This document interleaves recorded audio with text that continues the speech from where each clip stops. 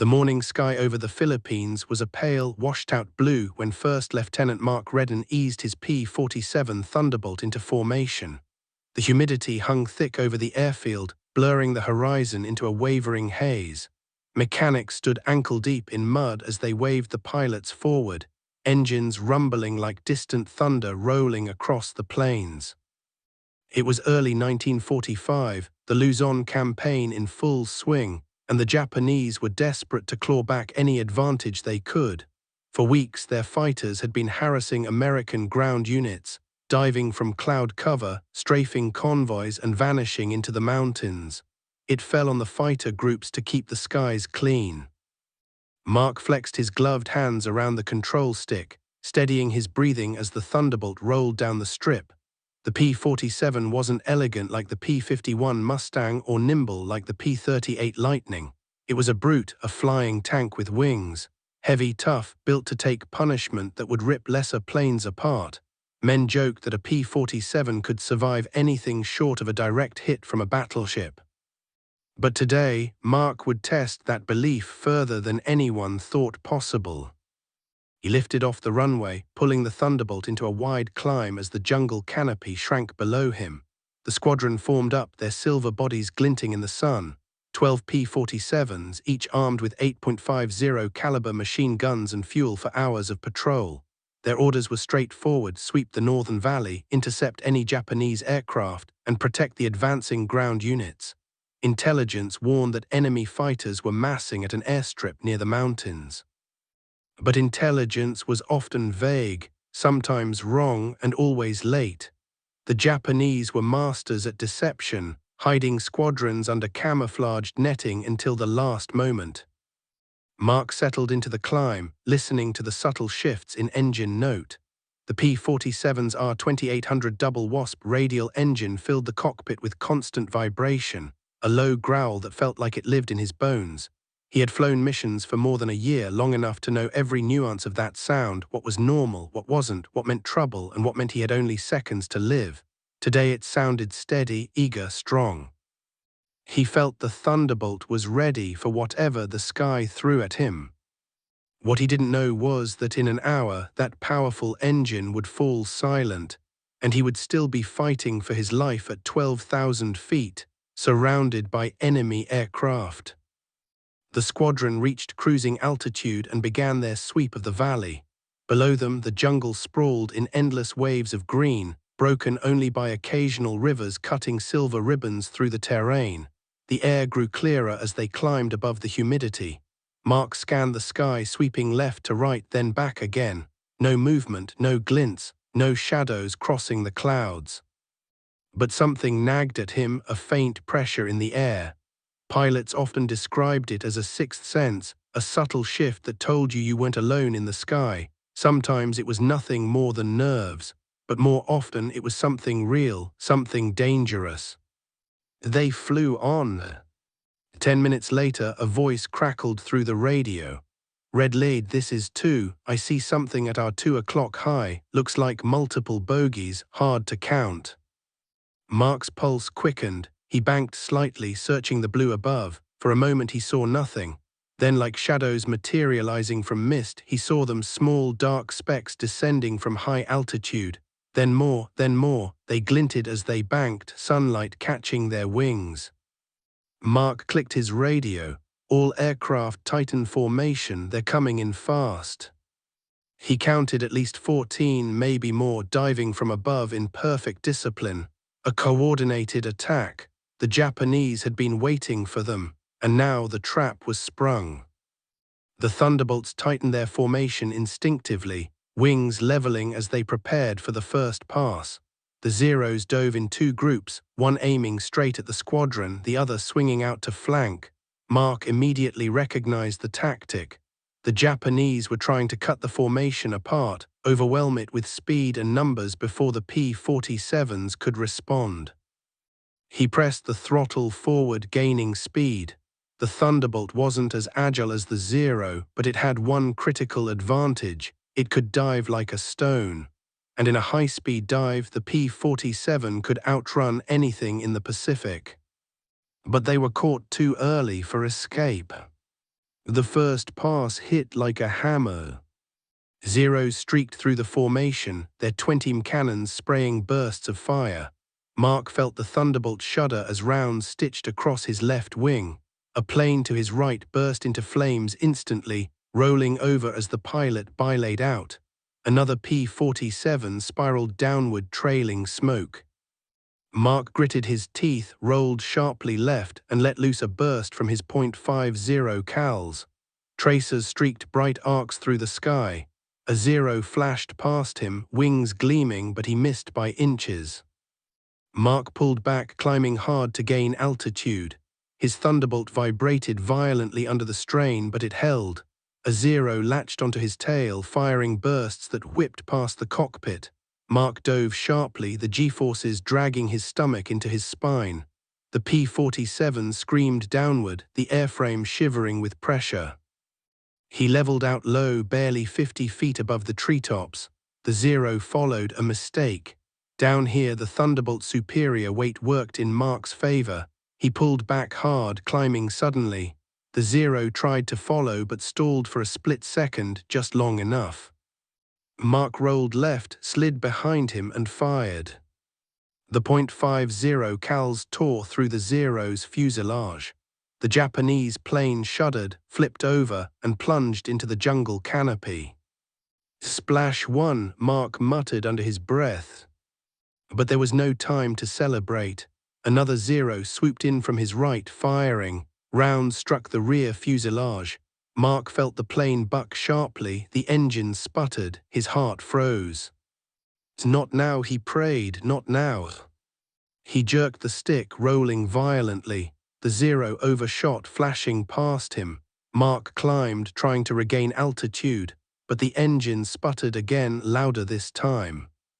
A warning light flickered. He checked gauges, oil pressure dropping, temperature spiking. He smelled smoke, a faint, acrid scent curling into the cockpit. A round had hit his engine. He leveled off, trying to stabilize the aircraft. The Thunderbolt shuddered. The vibrations deepened. Another pass of Japanese fighters streamed overhead, but he barely noticed. His focus narrowed to one thing, keeping the plane alive. The engine coughed, then seized, then died. The cockpit fell silent, utterly, terrifyingly silent. The propeller windmilled without power. The Thunderbolt's nose dipped as gravity reclaimed its due. He was a glider now, a massive metal glider descending rapidly over enemy territory, with more than a dozen Japanese fighters still in the sky. Mark gripped the controls, forcing himself to breathe. He had no engine, no power, no means of climbing, no way to outrun or outmaneuver the enemy in normal flight. But he still had something: gravity, momentum, instincts, and 8.50 caliber machine guns. The Zero spotted him almost immediately. A crippled Thunderbolt was the easiest kill in the sky, a trophy for any pilot who wanted it. They curved toward him like a pack of wolves closing on wounded prey. Mark steadied the stick. "If they want me," he whispered, "they better come get me." The first Zero approached too eagerly, diving toward Mark's falling plane. It misjudged his trajectory, expecting him to try to evade. But Mark didn't evade. He couldn't. Instead, he held steady, waited for the Zero to fill his gun sight. Then fired. The burst ripped the Zero apart. It disintegrated in midair, debris scattering through the sky. Mark banked left, using the dive to build speed. The Thunderbolt picked up momentum, slicing through the air faster than expected. A P-47 wasn't meant to fly without an engine, but it could still maneuver in a dive, and Mark understood its aerodynamics better than most. Two more Zeros dove in. Mark rolled sharply, using the momentum of his descent to swing the heavy fighter in an arc. One Zero overshot. The second lined up behind him, but Mark slipped into a side slip, dropping lower, the Zero missing its window. Mark pulled back, used the dive to flip upward, and fired another burst. The Zero erupted in flame. Two down, but more were coming, and Mark's altitude was bleeding away. He had minutes at most, maybe less. He scanned the sky, 5 Zeros circling, 2 diving, 1 already behind him. He couldn't climb, couldn't run, couldn't hide. But he could still fight. He rolled left hard, forcing the Zero behind him to chase into a tightening spiral. The enemy plane had the advantage, better climb rate, better turn rate, but Mark was falling and falling fast. In a downward spiral, the P-47's weight became a weapon. Mark tightened the turn until the G-forces blurred his vision. The Zero struggled to follow. Its wings fluttered under the strain. Mark pulled the stick back sharply at the last moment, forcing a sudden reversal. He fired. The burst wasn't long, less than a second, but enough. The Zero's wing snapped off. It tumbled into the valley below. 3 down. Mark's altimeter spun downward. He was running out of sky. Yet he felt something inside shift, a razor-sharp clarity, a calm that only came to pilots standing on the line between survival and death. He knew he wasn't getting out of this alive unless he made every second count. He raised his nose slightly, leveling into a shallow glide. 2 Zeros dove at him from opposite sides, trying to corner him. He waited, timing the angle. Then dove between them. They overshot, crossing paths. One rolled too slow. Mark spun the Thunderbolt just enough to line up the tail and fired. The Zero disintegrated. 4 down. The other Zero banked hard to pursue, but Mark dipped lower, his P-47 screaming through the sky in a powerless glide. Trees rushed closer beneath him. He had maybe a minute of air left. Maybe less. But another Zero approached head-on. Mark steadied his aim. He fired. The tracers stitched across the sky, hitting the Zero's engine. It burst into flame and fell past him. 5 down. His airspeed was dropping dangerously. The Thunderbolt was no longer gliding, it was falling. 2 more Zeros followed, circling like hawks over a wounded animal. Mark breathed slowly, fighting panic. He leveled the wings, then dove steeply to pick up speed. The Zeros followed, diving fast. They assumed he was trying a crash-landing escape. But Mark wasn't escaping. He was positioning. He rolled into a climbing turn, not a real climb, but the last of his stored momentum, forcing the Zeros to pull up sharply behind him. One overshot. The other drifted into his gun sight. Mark fired.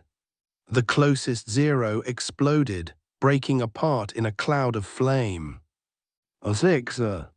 The final Zero panicked, banking wide. Mark followed in a descending arc, barely controlling the P-47 as the last of his speed bled away.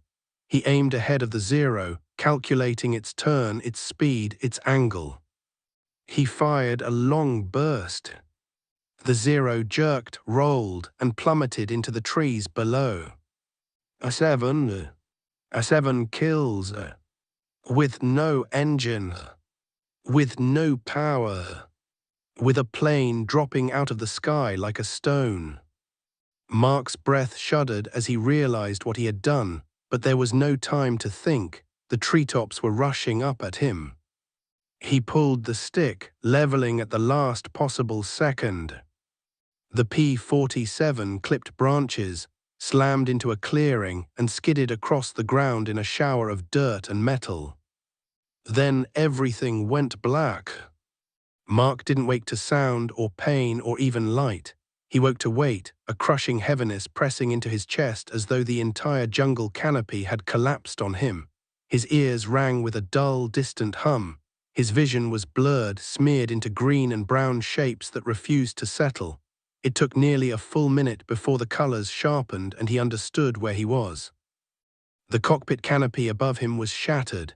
Dirt filled the cracks, leaves pressed against the glass, and wisps of smoke curled from the engine cowling where the big double wasp had finally died. Sunlight filtered through gaps in the foliage, painting moving patterns across his legs. The Thunderbolt had gouged a long trench through the jungle floor, skidding to a grinding halt against a cluster of roots and rocks. He was alive. Barely. He blinked slowly, testing each limb. His arms responded, though they trembled. His legs hurt badly, but they moved. His ribs felt bruised. His head throbbed, but nothing seemed broken. He touched his forehead and found dried blood. A gash above his eyebrow, likely from the impact. It wasn't deep, but it strung sharply when his fingers brushed the crusted edge. He sucked in a breath, and the air tasted of burnt metal and tropical earth. He was alive. The realization came with a wave of clarity so intense he almost laughed. He had been flying a 10,000-pound brick with no engine, surrounded by enemy fighters, diving toward the ground at lethal speed, and somehow lived. But survival in the crash was only step one. Step two would determine whether he lived beyond the next hour. He was behind enemy lines. Deep behind enemy lines. He forced himself to sit upright, pushing broken canopy framing aside. The Thunderbolt's nose was crushed inward, its propeller bent at unnatural angles. Smoke still seeped from the seams. The jungle around him was thick, humid, buzzing with insects. Birds screeched somewhere overhead. It felt alive, almost suffocating. He reached for the radio but found it smashed. The impact had crushed the console. No help was coming. If the squadron had survived the ambush, they would be miles away by now, and even if they spotted his smoke, it was too dangerous to circle the area with Zeros still patrolling. He needed to move immediately. He unstrapped himself, wincing as his shoulder flared with pain. He pushed the canopy open fully, crawled out, and slid down the fuselage to the ground. The moment his boots hit the dirt, the jungle seemed to close in around him. He took 3 steps forward, then froze. Footprints. Freshy. Japanese. They led toward the crash site. His crash hadn't gone unnoticed. He ducked back behind a wing, heart pounding as he scanned the foliage. The jungle was still but not quiet. There were faint voices, low murmurs in Japanese, coming from somewhere beyond the thick ferns. They were coming for him. He looked around, desperate for something he could use. He had his survival knife. He had a flare gun with 1 shot, and he had his pistol still holstered. He drew it immediately, checked the magazine, and steadied his breathing. He needed to disappear into the jungle before they found him. He moved quickly but carefully, stepping around the footprints, sliding between trees until the wreck disappeared from view. He crouched behind a fallen log and listened. The voices grew louder. He saw movement, 3 Japanese soldiers, rifles slung over their shoulders, moving cautiously toward the crash. One pointed at the wreck. Another spoke quickly, gesturing deeper into the jungle. They were tracking him. Mark tightened his grip on the pistol. He couldn't fight them here. Too open, too exposed. He backed away slowly, using roots and shadows for cover. Once he had put 100 yards between them, he turned and ran deeper into the jungle. His lungs burned from the humidity. His legs ached from the crash. But he pushed on, weaving through vines, ducking under branches, splashing through shallow streams. Sweat strung his eyes. His heartbeat thundered in his ears. He didn't know how long he ran. Minutes, an hour, time warped inside the oppressive green. Eventually he stopped beside a rocky outcrop, panting heavily. His throat felt raw. His shirt clung to his ribs, but he forced himself to listen carefully. Nothing. No voices. No footsteps. only the constant thrum of insects and distant bird calls. For the first time since the crash, he allowed himself to lean against a tree and breathe deeply. The air smelled of damp earth, rotting leaves, and distant rain. He holstered his pistol and slid down to sit on a mossy root. But the moment his body relaxed, his mind filled with everything that had happened in the sky. The ambush, the spiral dive, the engine dying, the silence, the Zeros swooping in like vultures. The kills one after another, each one born from instinct, timing, and a deep understanding of his aircraft's limits. He swallowed hard. 7 kills. With no engine. If anyone told that story, no one would believe it. He barely believed it himself. He stared up through the canopy, watching slivers of sunlight cut through. The sky looked peaceful now, normal, as though it hadn't been filled with fire and death only an hour earlier. He closed his eyes for a moment, too long. A twig snapped. Mark's eyes flew open. He rolled to his side, pistol drawn. A silence. Then another sound, faint, deliberate, too controlled to be an animal. He crouched low, moving quietly around the rock formation. His heartbeat slowed, sharpened, became cold and calculating. He stepped softly, each movement silent. He kept the pistol close, finger on the trigger. A metallic click broke the quiet. A rifle being readied. He spun around the rock. A Japanese soldier stood 10 yards away, raising his Arisaka rifle, eyes widening in shock at the sudden movement. Mark fired first. 1 shot. The soldier dropped instantly, collapsing into the ferns. Mark rushed forward, grabbed the man's rifle and scanned the jungle for more. He heard distant rustling, more soldiers approaching, too many to fight. He slung the Arisaka over his shoulder, grabbed the soldier's canteen and side pouch, and vanished into the trees before another patrol arrived. He moved uphill toward thicker cover. The ground grew uneven and slippery. The air buzzed louder with insects. His boots sank into patches of mud, but he didn't stop. The Japanese were still tracking him. He reached a ridge that overlooked a long valley. Smoke rose faintly from somewhere in the distance. He recognized the darker columns, burning wrecks. The earlier dogfight had stretched across miles, and the jungle below was littered with debris he could barely make out through the canopy. He crouched low on the ridge, catching his breath again. His throat ached. He took a sip from the stolen canteen, grimacing at the metallic taste of lukewarm water. He needed to decide what to do. He couldn't go back to the wreck. He couldn't stay in one place, and he had no idea how far American lines were from here. Before he could think further, something unexpected happened. A distant engine. Lower. A slow. American. His heart leapt. He stood scanning the sky. The drone grew louder, a spotter plane or liaison aircraft, probably an L-5 Sentinel or similar. The Japanese usually ignored these small planes because they were fast, nimble, and rarely carried armament.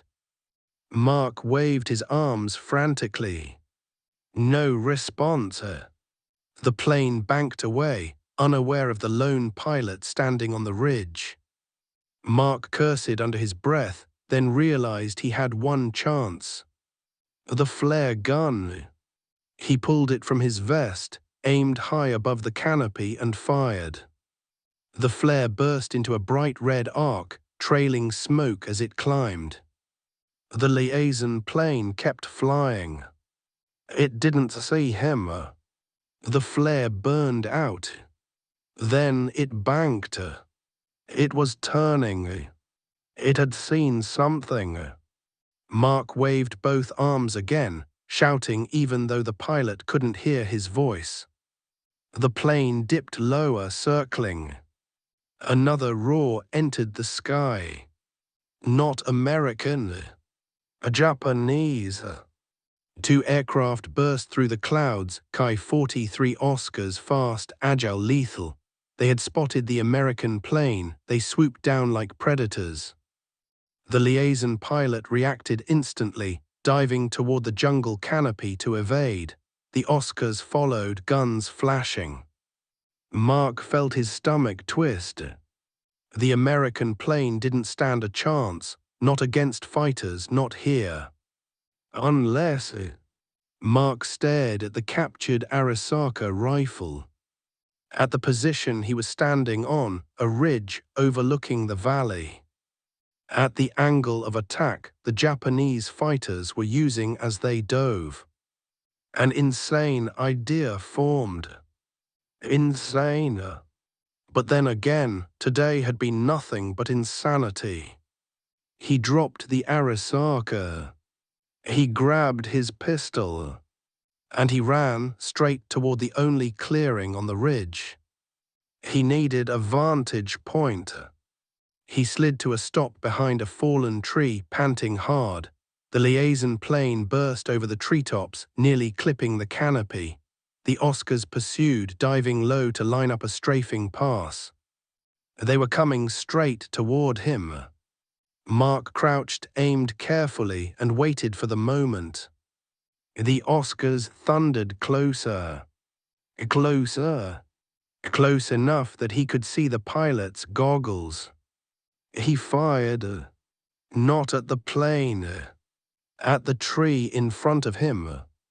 The bullet struck the dead trunk, splintering it, sending shards of wood blasting upward in a cloud. The lead Oscar flew directly through the cloud of debris. Its propeller struck a thick shard, shattering one of the blades. The fighter lurched sideways, losing control. It clipped a branch, rolled, and slammed into the mountainside in an eruption of flame. Mark didn't have time to breathe. The second Oscar peeled away, confused, then circled, looking for what had happened. Mark ducked into the canopy, hiding under dense leaves. The fighter prowled overhead, searching, but the jungle concealed everything. Finally it climbed, circling once more before disappearing into the distance. The liaison plane stabilized and flew low over the ridge. This time it dipped its wings. It had seen him. Mark stepped out into the clearing again, this time without hesitation. The plane circled once more, then dropped a small canister attached to a parachute. It drifted down, landing 50 yards from him. Mark sprinted to it and opened it quickly. Inside was a map, a compass, a first aid kit, and a note. Hold position, rescue inbound. Mark stared at the note for a long moment, feeling the weight of everything he had survived settle into his bones. He had survived a dogfight with no engine, killed 7 Zeros, crashed behind enemy lines, evaded capture, destroyed another fighter on the ground. And now rescue was coming.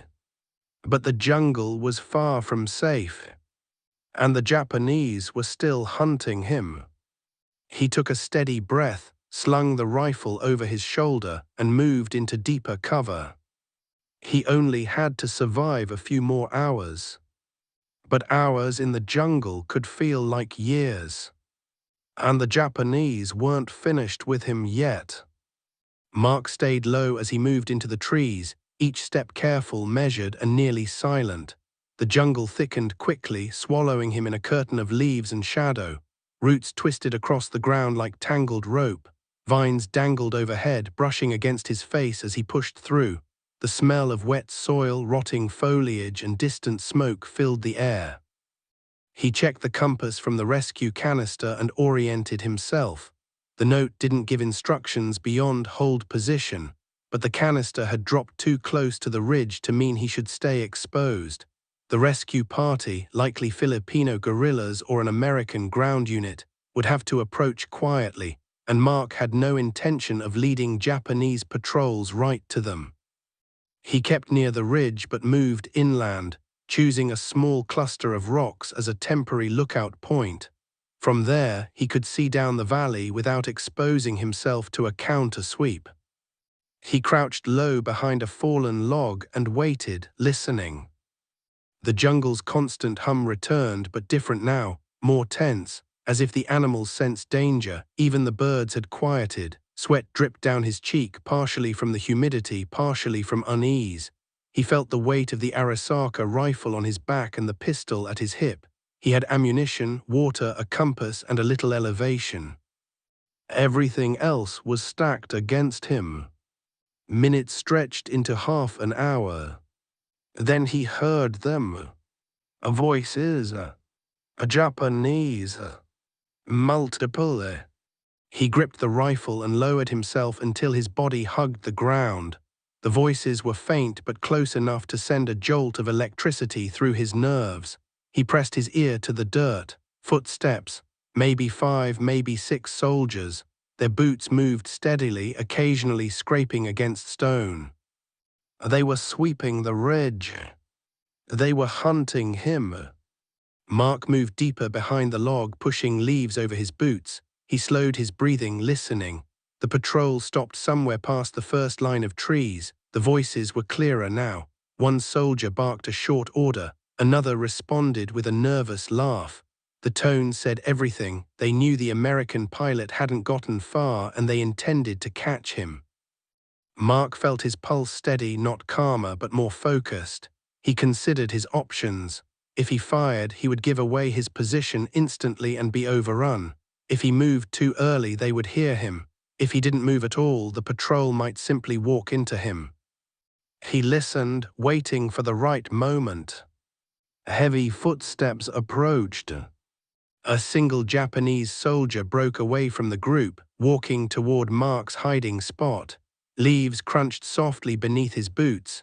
His rifle pointed forward, muzzle slicing through ferns. He stepped closer and closer. Mark tightened his grip on the pistol. The soldier stepped past the log, only 2 yards away now. Mark could hear the man's breathing, slow, cautious, unaware that death was inches behind him. Then someone in the patrol called out. The soldier froze, turned his head slightly, and answered. His voice eased. He turned back toward the group and walked away. Mark exhaled silently. He was safe for now. The patrol continued along the ridge, their voices fading as they pushed deeper into the jungle. Mark counted to 30 before crawling from behind the log. He moved quietly, scanning for movement. The clearing remained still. But he couldn't stay here. He needed to reach a safer location, ideally a vantage point where he could watch the valley without risking ambush. He descended the ridge's inner slope, slipping between exposed roots, brushing aside broad leaves that filled the air with earthy scent. The forest floor opened slightly near a shallow ravine. A trickle of water ran through it, reflecting the green canopy overhead. Mark knelt beside the stream and splashed water onto his face. It was warm and tasted faintly of metal, but it revived him. He drank cautiously. Then he froze again. Another sound. This time not voices. Something heavier. Branches moving, leaves rustling, deliberate. A shape emerged on the far side of the ravine. Mark tensed, but it wasn't a Japanese soldier. He recognized the uniform immediately. An American. A downed pilot. The man limped toward the ravine, clutching his side. His goggles hung around his neck, his flight suit torn and stained. He was pale, sweating, struggling to stay upright. His parachute harness dangled from one shoulder.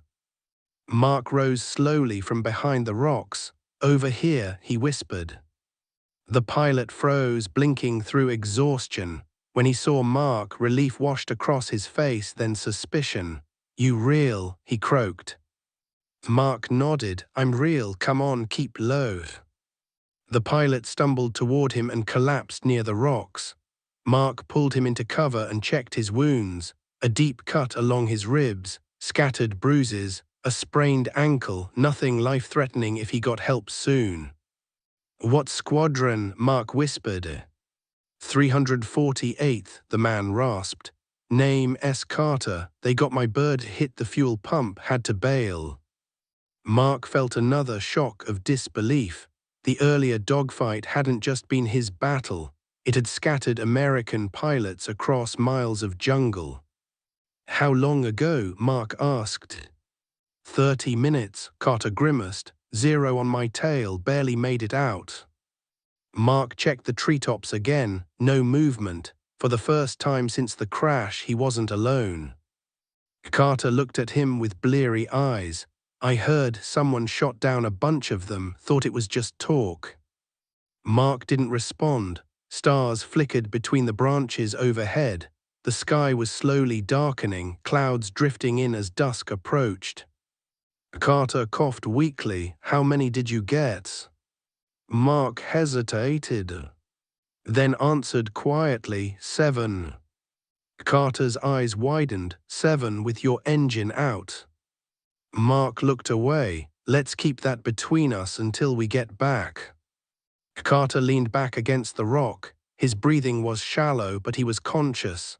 "I don't know who's coming," he said, "but they'll move at night. Guerrillas usually do."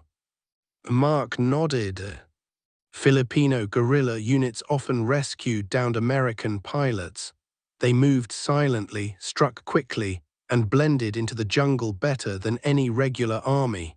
If the liaison plane had signaled them, the rescue party might arrive after dark.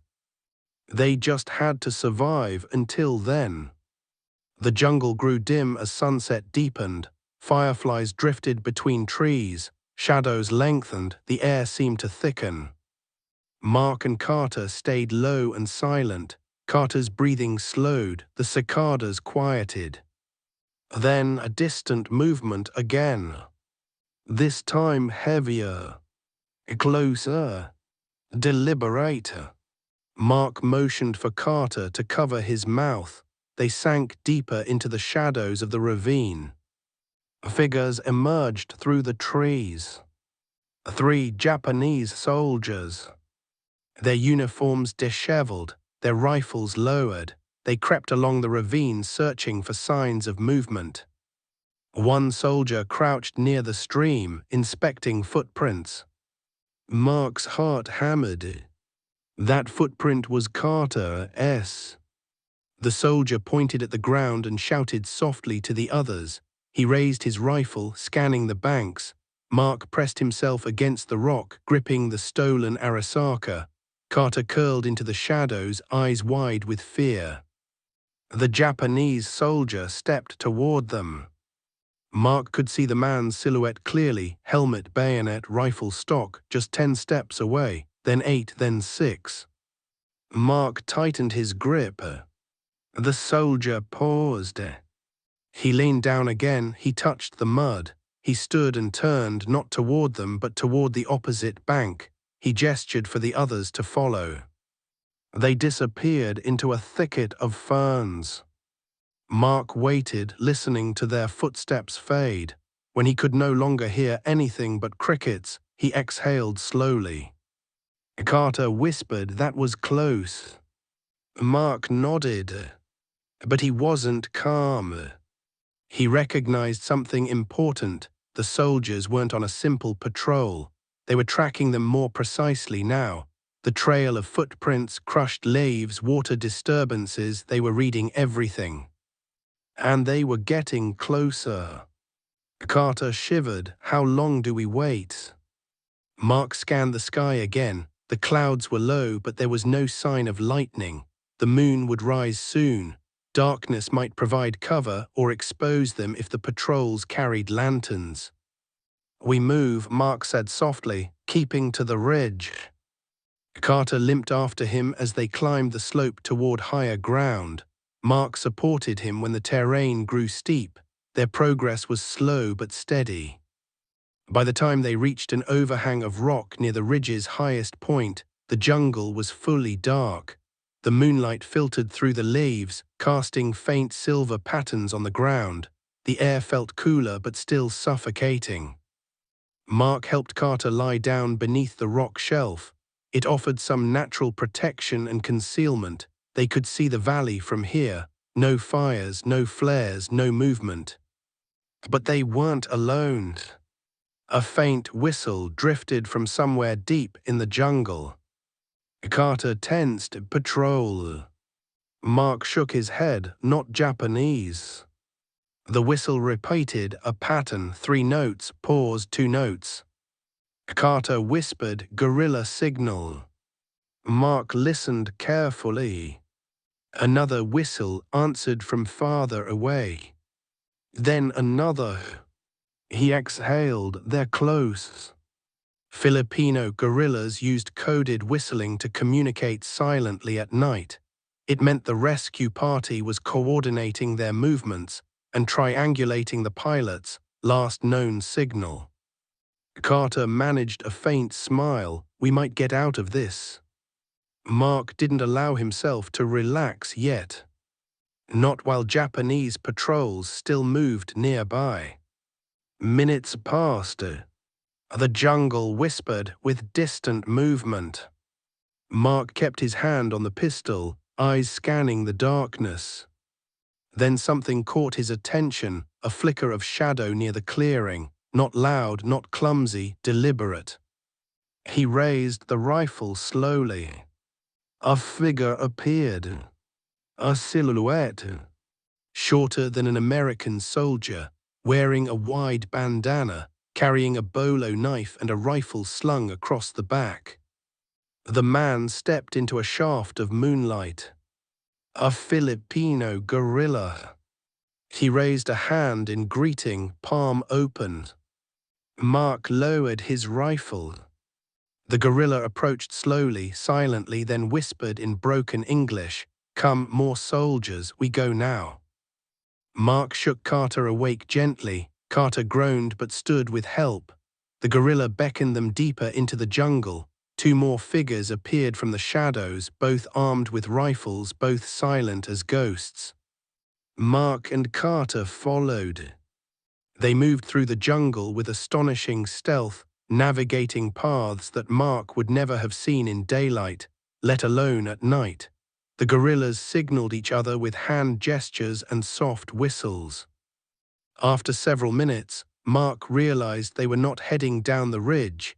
They were climbing toward the mountain's inner range. He whispered to the nearest guerrilla, "Where are we going?" The man replied, "Safe place not far." They crossed a stream, climbed a rocky incline, and ducked under a fallen tree. A final push through tangled vines brought them into a small hidden clearing. A makeshift camp. 10 guerrillas. 2 American medics. And 1 radio operator sitting beside a field transmitter wrapped in canvas. Mark felt himself finally breathe again. They had reached the rescue point. The guerrillas helped Carter sit near the fire where a medic wrapped his ribs and ankle. Mark sat on a tree stump, exhausted, bruised, filthy, and relieved. The radio operator approached him, wide-eyed. "You Redden?" Mark nodded. The man whistled softly. "They said you took down, what for, 5? Mark shook his head, 7. The operator blinked hard, 7 with a dead engine. Mark didn't answer. He didn't need to. The truth would speak for itself soon enough. The operator pointed to the radio. "Command wants you back ASAP. They're sending a rescue plane before dawn. A Catalina's waiting offshore." Mark listened as the jungle night seemed to soften around him. The adrenaline faded. His body ached. His vision wavered. He let himself lean back against the tree and finally allowed sleep to take him. The longest day of his life had ended. But the next morning would bring a new challenge, escaping alive.